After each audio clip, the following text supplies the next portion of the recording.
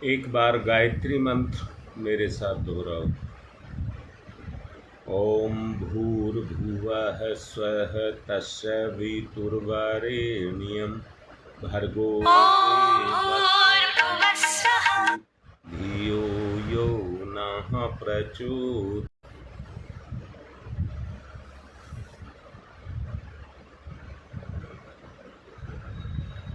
हमारी प्रकृति ही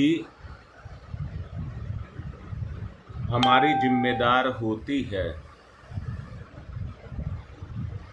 हमारी प्रकृति ही हमारी जिम्मेदार होती है। जो भी साधनाएं, जो तपस्या या जो भी कर्म हम कर रहे हैं, अच्छे या बुरे, वो सब के सब हमारी प्रकृति में क्रियाशील होते हैं।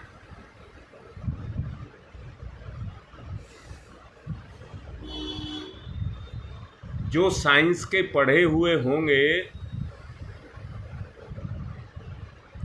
आँख का जो लेंस है ये हमारे अंदर उल्टा चित्र बनाता है,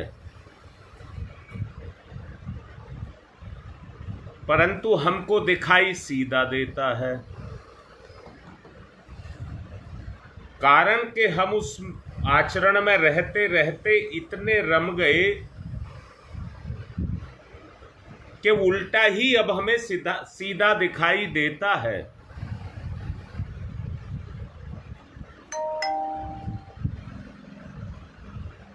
हमारी प्रकृति भी इसी तरह से कर्मों को करते करते उन कर्मों में इतनी समा गई, रम गई कि अब उल्टे कार्य भी हमें सीधे दिखाई देते हैं।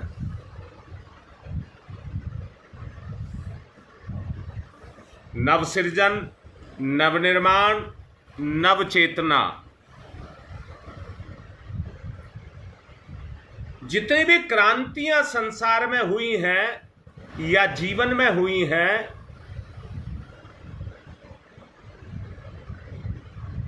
उनका आधार आपकी प्रबल इच्छा शक्ति होता है। आपकी प्रबल इच्छा शक्ति पर ही निर्भर करता है।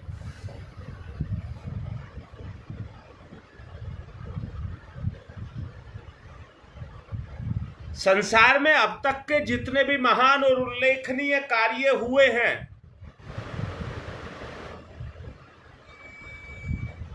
वो सारे के सारे इच्छा शक्ति पर ही निर्भर करते हैं। इच्छा शक्ति दो तरह की होती है। एक को कहते हैं प्रबल और एक को कहते हैं निर्बल।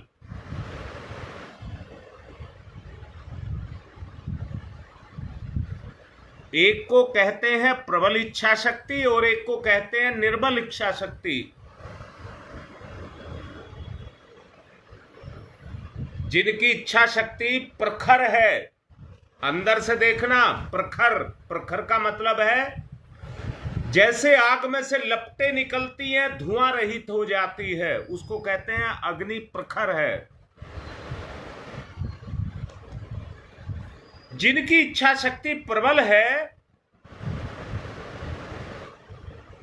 उनकी प्रकृति निर्बल नहीं रहेगी।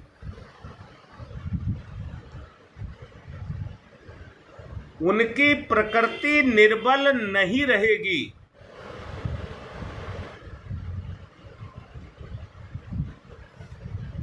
उसमें वो आत्मबल आ जाएगा, प्रकृति में वो आत्मबल आ जाएगा कि महान से महान कार्य भी उसको छोटा सा दिखाई देगा।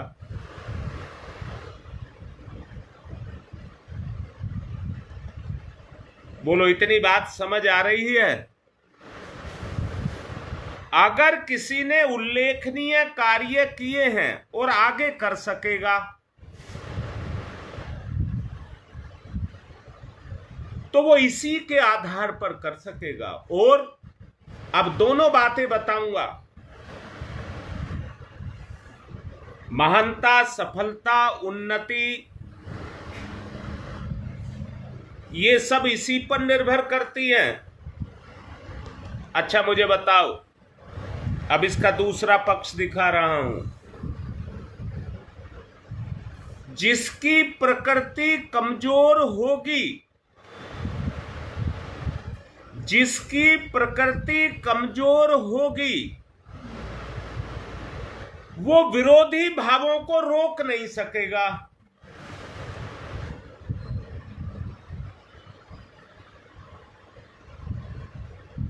अब ये पूजा मुझे दिखाई नहीं दे रही है।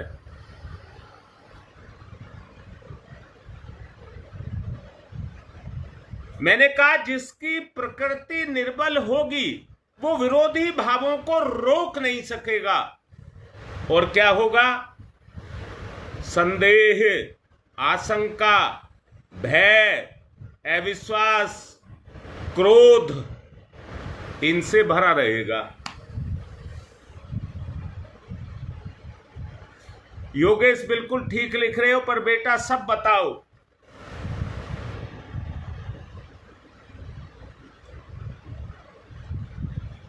क्या ये बात जो मैं कह रहा हूं वो सही है या नहीं है?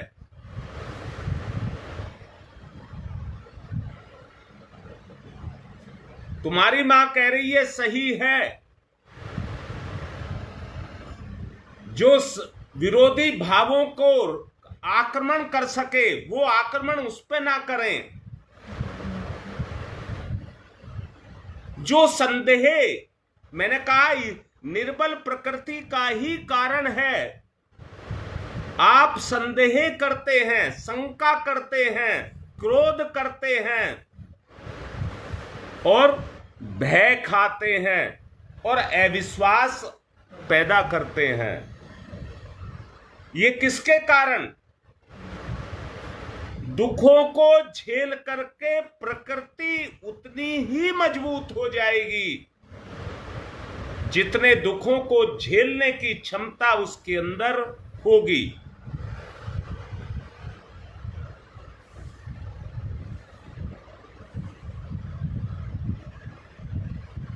अब मैं फिर से कह रहा हूं, बेटा बताओ इस जीवन का उद्देश्य क्या है? अच्छा मुझे बताओ, मैं फिर से पूछता हूं, जो व्यक्ति लोभी है उसके बच्चे कौन हैं? लोभ के बच्चे कौन हैं? भय, आशंका,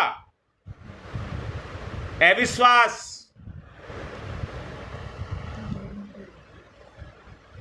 बोलो, ऐसा व्यक्ति महान बन सकता है?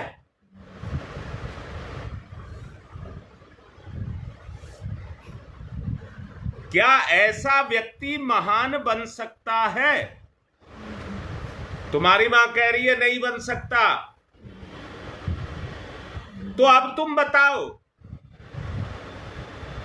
बेटा, तुमको मैं बेटा कह रहा हूं, पर तुम्हारे आगे भी तो बच्चे हैं, तुम्हारे पारिवारिक रिश्ते भी तो हैं, तुम्हारे सामाजिक रिश्ते भी तो हैं। अगर तुम खराब हुए तो कह रही है सब खराब हो जाएंगे।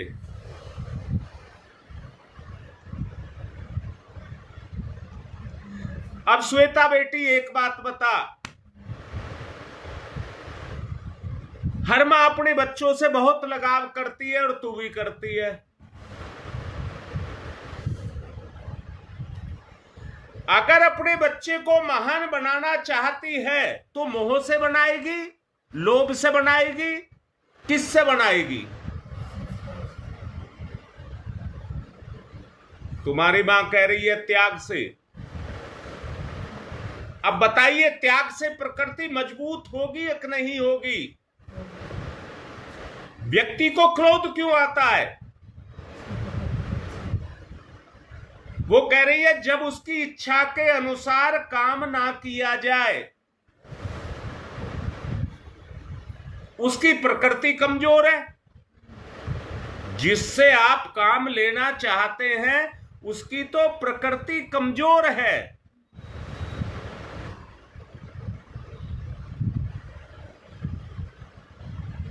कोई रूठा बैठा है, कोई क्रोध किए बैठा है, कोई मुंह फुलाए बैठा हुआ है, कोई तरह तरह की मनोकामनाएं लिए हुए बैठा हुआ है, तो मुझे बताओ कैसे पूरे होंगे?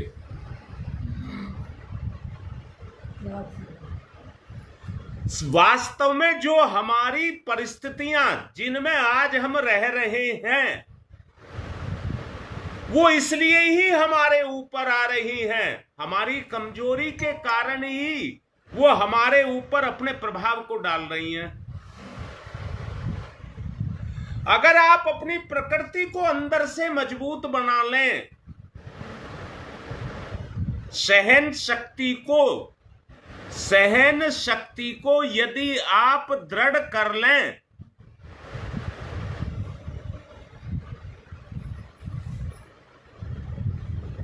तो अपने कुविचारों, अपनी कुकल्पनाओं, अपनी कुवृत्तियों, दुष्प्रवृत्तियों, और यहां तक भी कह दूं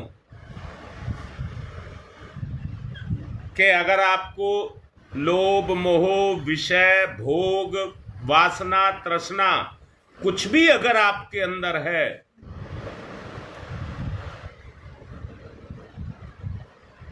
उसको मारने की क्षमता आप में है या नहीं है?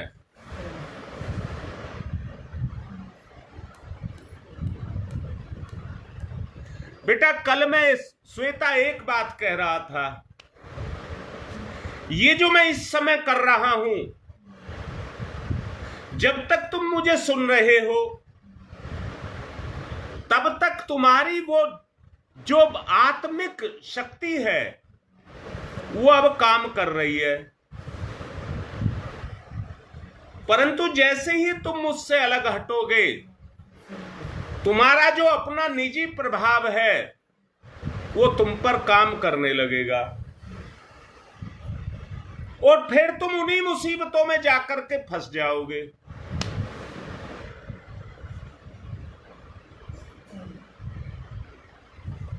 बेटा योगेश, स्वार्थ के लिए तो प्रेम आपसे कोई भी करेगा, स्वार्थ के लिए तो प्रेम आपसे कोई भी करेगा, पर मां बाप के जैसा कौन करेगा? बेटा, मैं तोल करके बोल रहा हूं, मां बाप के जैसा प्रेम कौन करेगा? बताओ जरा। अब तुमने लिखा है आस्तिकता में प्रेम, प्रेम में ऊर्ध्वगमन, त्याग, ये होना चाहिए, पर प्रकृति तो निर्बल है। जब आप अपने जीवन के कर्म क्षेत्र में जाएंगे तो वहां तो कमजोर पड़ जाएंगे।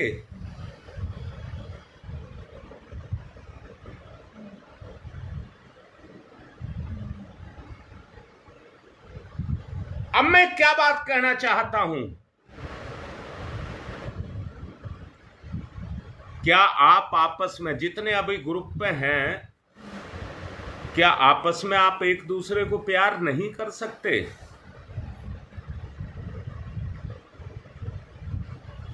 जो हमारा ग्रुप है, अभी मैं संडे को आऊंगा, सारे आएंगे मेरे पास में, क्या आपस में उस प्रेम को आप नहीं जगा सकते? देखिए, यहां एक बात कह रहा हूं, प्रकृति तो सबकी अपनी अपनी है, पर एक प्रवाह चलेगा तो चेंज आएगा।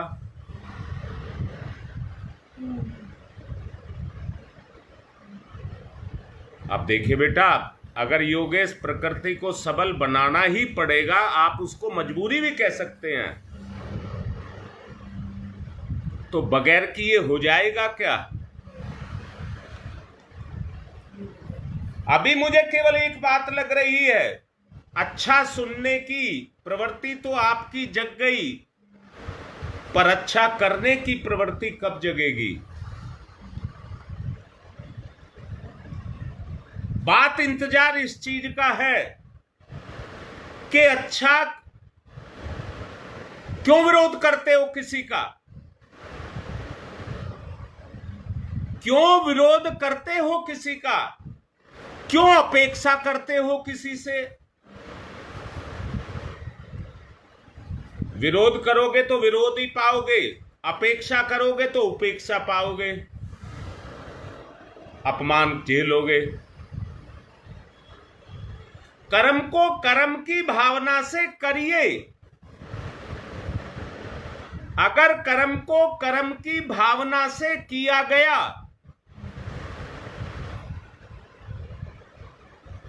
तो प्रकृति सबल बनेगी।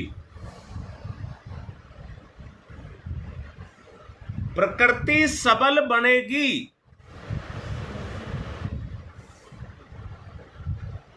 स्वभावतः स्थिर, स्वभावतः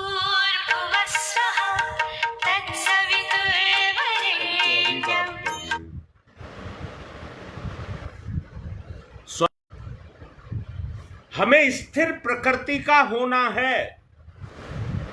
हमें स्थिर प्रकृति का होना है। अस्थिर उद्देश्य अस्थिर परिणाम को पैदा करेगा।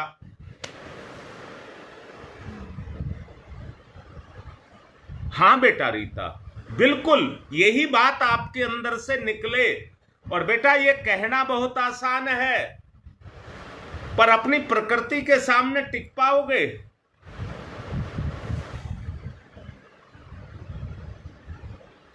मैं भी कह रहा था, स्थिर विचार जो आपको प्रभावित ना कर सके अंदर से, जो आपकी प्रकृति के विरुद्ध भी हो।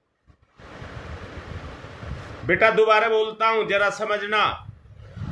दो लोभी इकट्ठे हो जाएं, बड़ी यारी गठती है। दो चटोरे, दो बातूनी, दो कोई भी जुड़ जाएं तो उनका वही काम जारी हो जाता है। एक बात कहूं बेटा, जहां आग जलती है वहां लकड़ी को, ईंधन को जलाती है, पर हवा का संपर्क, हवा का जब उसको जाकर के छूती है तो हवा में छुपी हुई नमी उसको राख बनाती है। बोलो बेटा, मेरी बात समझ आ रही है? आग ईंधन को जलाती है, पर हवा में छुपी हुई नमी उसको राख बना देती है। दोबारा से बोल रहा हूं, जीवन की गति चालू है। अविश्वास, भय, आशंका, संदेह, इनके पीछे हमारे सुख छुपे हुए हैं जो क्रियाशील हैं। उन्हीं के कारण ये गुण जागृत होकर के आते हैं और हमारी प्रकृति को भस्म करते चले जाते हैं।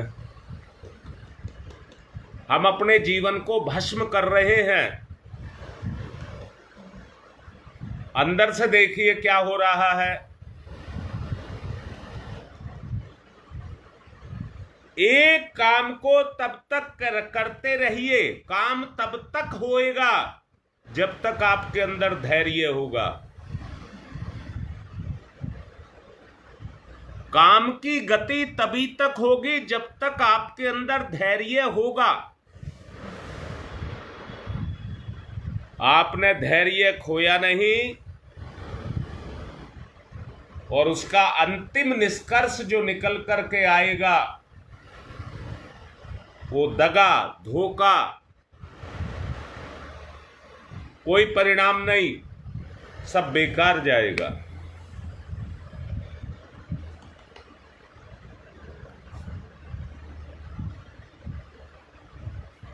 तुमने देखा होगा जिन व्यक्तियों में धैर्य की कमी है वो किसी काम को शुरू करते हैं पर पूरा होने से पहले ही धैर्य को खो देते हैं।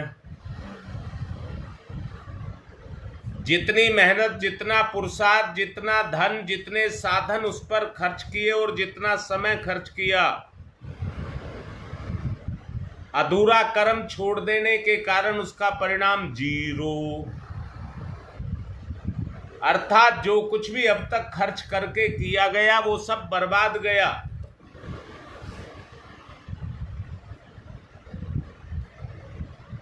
धैर्य नितांत आवश्यक है और आपके जीवन में धैर्य तभी आएगा जब आपके अंदर दृढ़ इच्छा शक्ति होगी। एक छोटी सी कठिनाई आपके जीवन में हलचल मचा देगी, आपको उद्विग्न कर देगी। जब अंदर से आप बेचैन हो जाएंगे,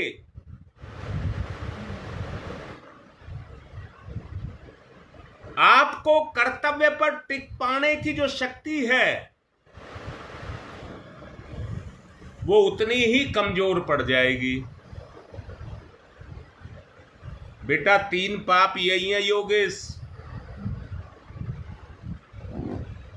यही वो 3 पाप हैं जो लोभ, मोह और अहंकार के कारण पैदा होते हैं।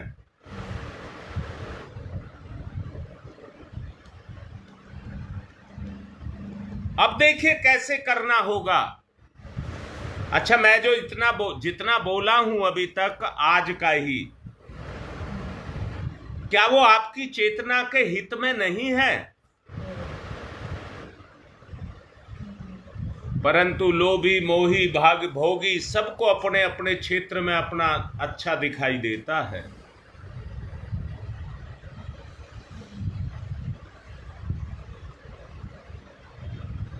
हम दूरगामी परिणाम को नहीं देख पाते, वर्तमान के सुख को देखते हैं। बस यही हमारी गलती है।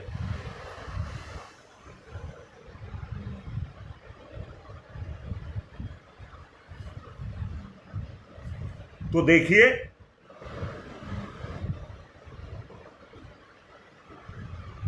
बदलना तो पड़ेगा। जो बदलने की बात करे, अपनी हिम्मत को जगाए, अपनी प्रबल इच्छा शक्ति को जगाए। प्रबल इच्छा शक्ति एक अमोघ औषधि है, अमोघ औषधि है।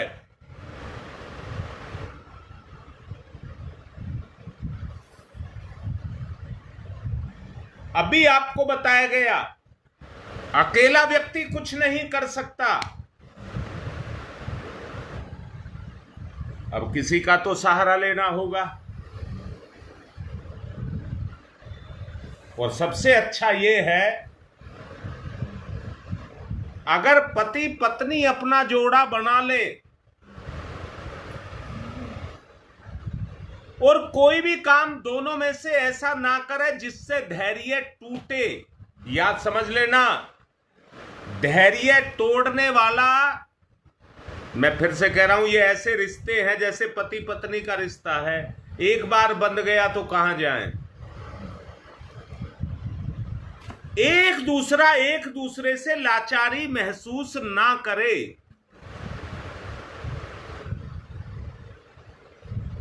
रिश्ते में कोई लाचारी नहीं होनी चाहिए।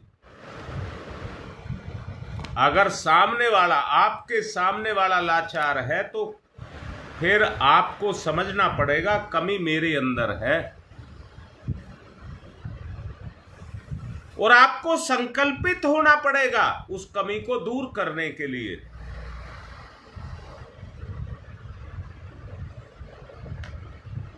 निर्बल इच्छा शक्ति विविध प्रकारों के रोगों को भी पैदा करती है।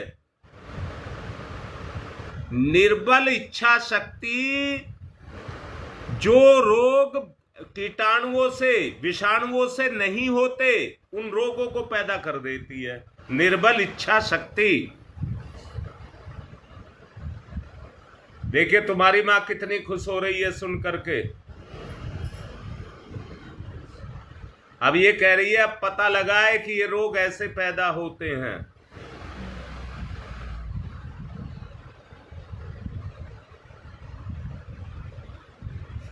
मैंने कहा पति पत्नी का एक रिश्ता है, अगर उसमें एक काम किया जाए, धैर्य की रक्षा के लिए कह रहा हूं,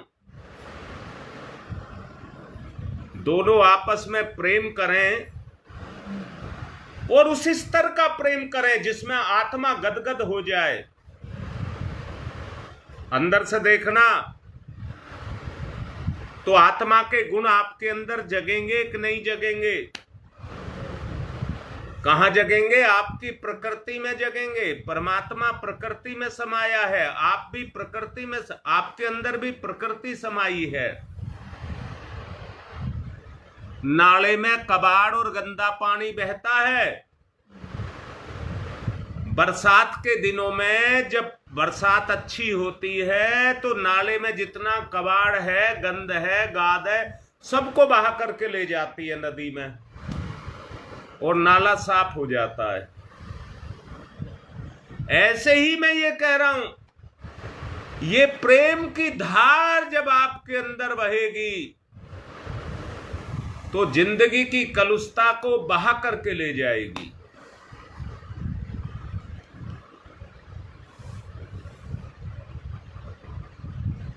बस एक ही बात है, अच्छाई के प्रति अपनी भलाई को अंदर से देखिए और अच्छाई के प्रति, गुण के प्रति, आत्मा के प्रति उन विश्वासों को जगाएं जिससे हमारी निर्बल प्रकृति प्रबल हो जाए।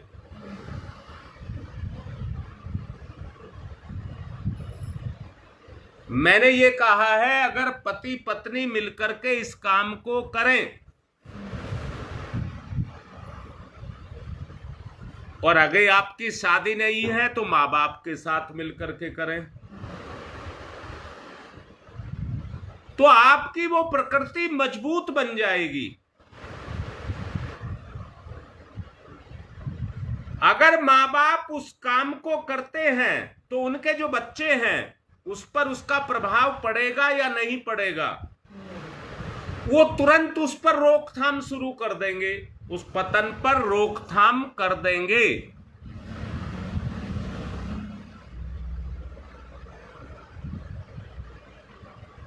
मेरा इसमें एक कहने का मतलब ये भी है,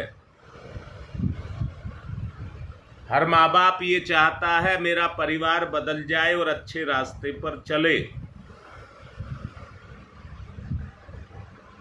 अगर अच्छे रास्ते पर चलाना है तो प्रकृति में उस तरह की प्रबल इच्छा को जगाना पड़ेगा।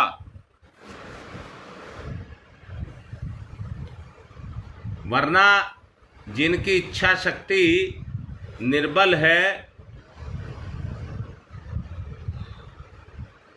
शुरू में पता नहीं लगता है, रोग छोटे छोटे दिखाई देते हैं, पर वो जब घेरते चले जाते हैं तो उनका विस्तार इतना हो जाता है कि आपकी पकड़ में नहीं रह जाते,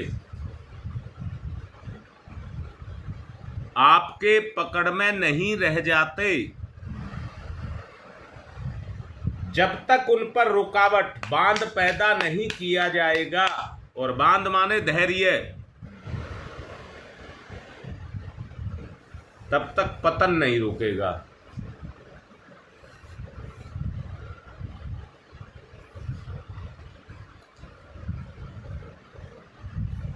नदी अपने रास्ते में कटाव पैदा करती चली जाती है और अपने लिए पक्का रास्ता बना लेती है।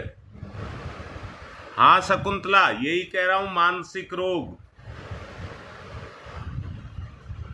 और ये भी बता रहा हूं, शकुंतला जानती होगी बहुत समय तक तुमने काम किया है,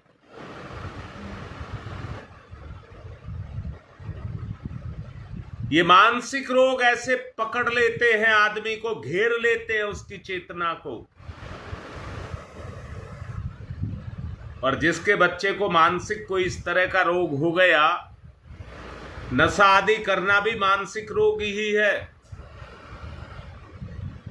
नशा आदि करना भी एक मानसिक रोग ही है। लोभ, मोह, काम, क्रोध, ईर्ष्या, द्वेष, घृणा, क्रोध, ये सब मानसिक रोग हैं।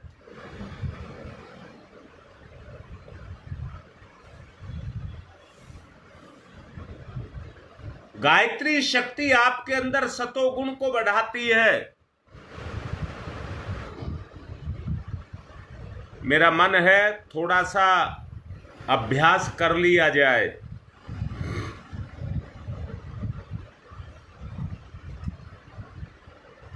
क्योंकि 5 ही मिनट समय बचा है, इसलिए एक छोटा सा अभ्यास कर लिया जाए। अपने धैर्य को जगाना, सहन शक्ति को जगाना। और मैंने कहा है गायत्री सतोगुण की वृद्धि करती है। हमारी प्रकृति में सतोगुण बढ़ेगा तो हमारी क्षमता बढ़ेगी। मेरे साथ अभ्यास करें सतोगुण का,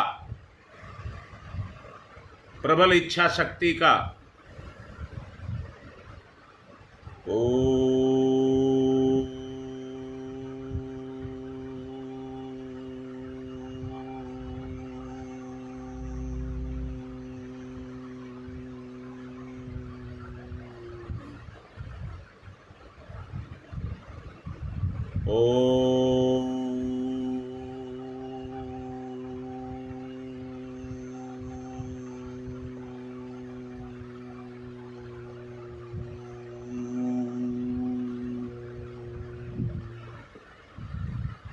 पैदा होने वाले कंपन मेरे अंदर जागृति को पैदा कर रहे हैं।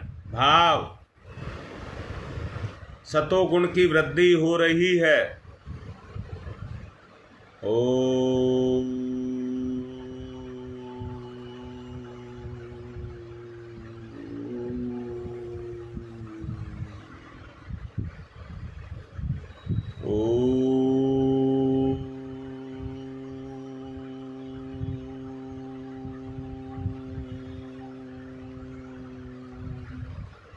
अब गुण बढ़ाइए। भूर्भुवः स्वः। परमात्मा तू सर्वत्र है, परमात्मा तू सर्वव्यापी है। भूर्भुवः स्वः। ओम भूर्भुवः स्वः।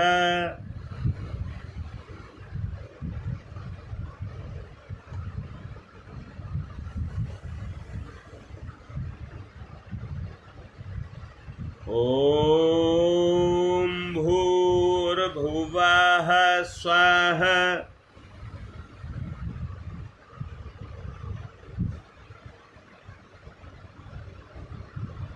तस्य वितुर्वरेण्यम्।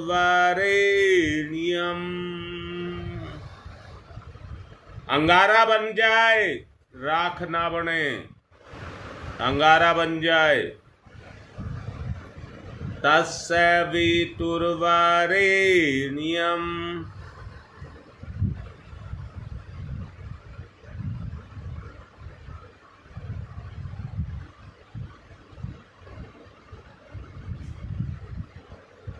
तस्य वितुर्वरेण्यम्।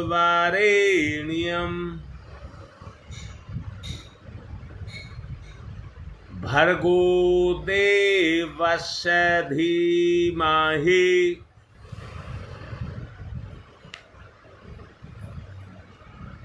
भर्गो देवस्य धीमहि। धैर्य, धीमहि, धैर्य को धीमहि करिए। भर्गो देवस्य धीमहि।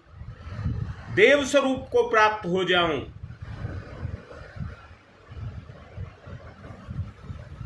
धियो यो नः प्रचोदयात्।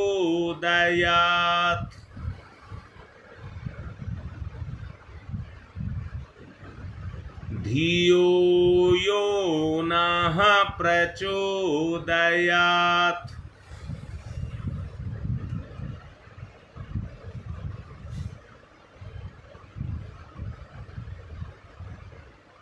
धियो यो नः प्रचोदयात्।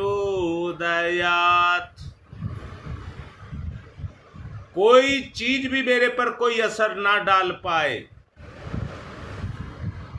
मेरी बुद्धि सदा सीधे मार्ग पर ही चले, भटकावे में बहकावे में ना आए। सन्मार्ग। धियो यो नः प्रचोदयात्।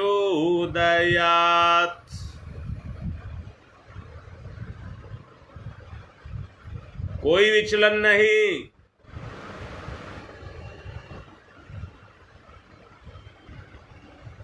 धियो यो नः प्रचोदयात्। दृढ़ता, धैर्य, दृढ़ता, प्रबल इच्छा शक्ति, एक जोश, नई हिम्मत, नव चेतना, नव निर्माण। एहसास करिए अपने अंदर सतोगुण की वृद्धि।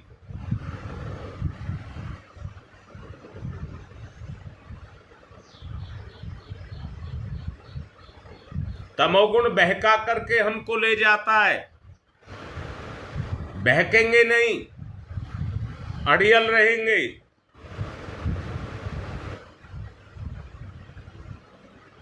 धियो यो नः प्रचोदयात्। अड़ियल।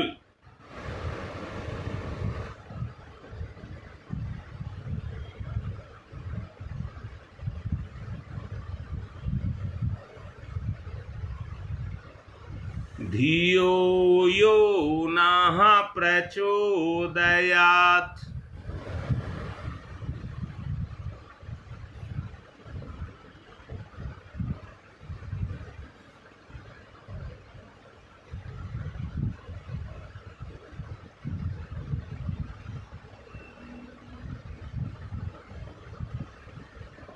ओम तमसो मा ज्योतिर्गमय। प्रार्थना करिए। ओम तमसो मा ज्योतिर्गमय।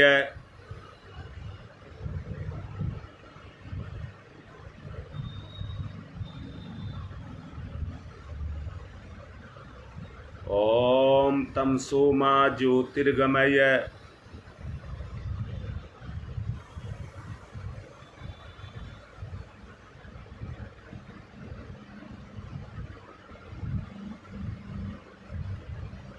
असतो मा सद्गमय।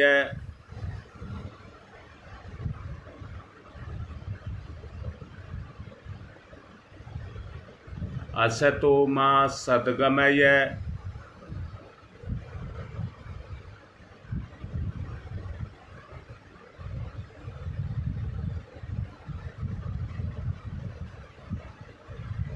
असतो मा सद्गमय।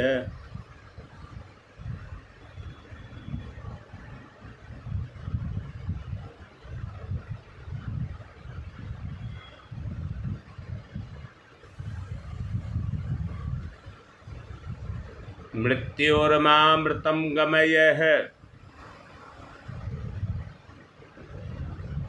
मृत्योर्मामृतं गमयः।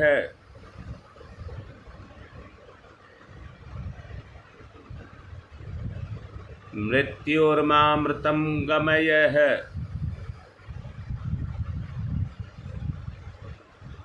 तमसो मा तमसो मा तमसो मा। ज्योतिर्गमय ज्योतिर्गमय ज्योतिर्गमय।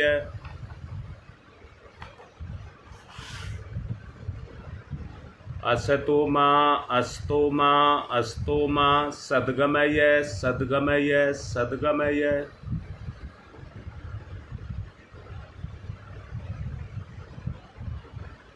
मृत्योर्मामृत्योर्मामृतम गमय अमृतम गमय अमृतम गमय।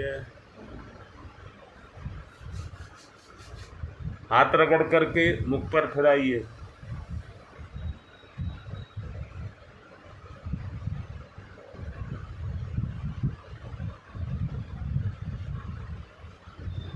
नव्या बेटा, मैं लाचार हूं।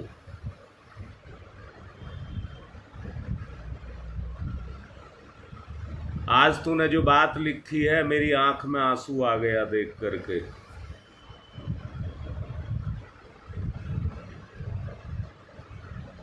इतने दिन के बाद तूने जबान खोली है, और ऐसे तेरे जैसे अभी बहुत सारे हैं। आप बेटा नहीं जानते कितना प्यार मैं आप लोगों को करता हूं। मुझे अंदर से जब बोलता हूं तो मेरा मन करता है सब कुछ निकाल करके तुम्हें पिला दूं। अभी मैं कह भी रहा था, पता नहीं मेरे कौन से कर्म हैं कि मेरे सामने लाचारी खड़ी हुई है। वरना मैं एक सपना देखता हूं,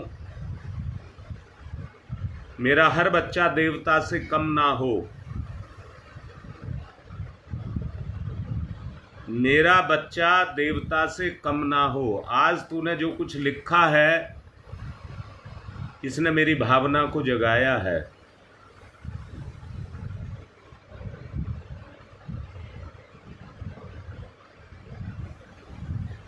आप लोग जो लिखते रहते हैं, उससे मैं आपकी भावनाओं को जगाता हूं, और आप अपने भावों को व्यक्त करते हैं।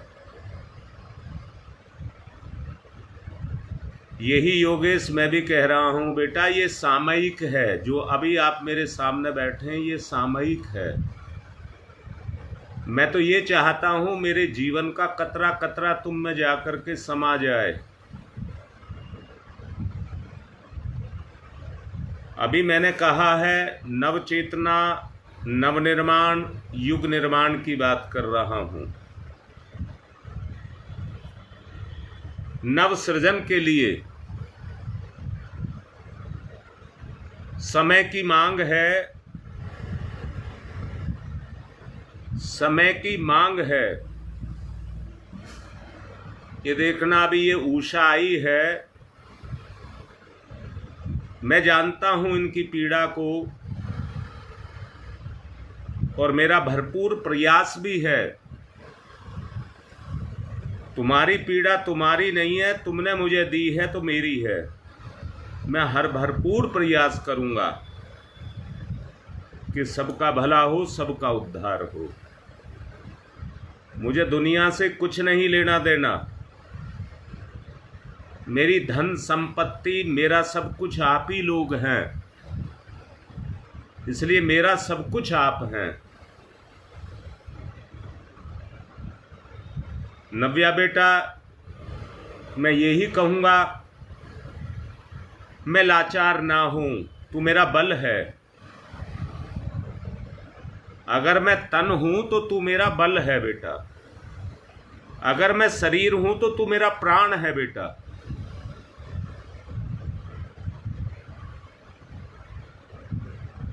मैं यही चाहता हूं कि इस संसार में हम आए हैं, आत्मा हैं। आत्मा तृप्त और संतुष्ट हो जाए। हर किसी से मैं यही चाहता हूं। भावुक हो गया हूं, रोक नहीं पा रहा हूं। आज की बात को यहीं विराम दे रहा हूं, और ये कहते हुए, कोई मुझसे, आप पता नहीं क्या सोचते समझते होंगे, पर आप सबका स्थान मेरे हृदय में है। आप सबका स्थान मेरे हृदय में है। बस इसको और आगे क्या कहूं मैं, और ज्यादा भावुक हो जाऊंगा। इसलिए आज की बात को यहीं पर विराम दे रहा हूं, परंतु ये जरूर चाहूंगा कि हम एक हो जाएं।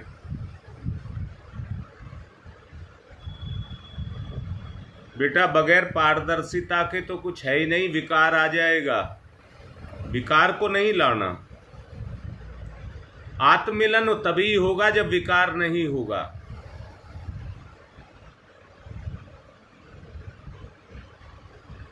और मैं ये चाहता हूं कि हम सब एक हो जाएं, युग की शक्ति बने, युग की शक्ति बने।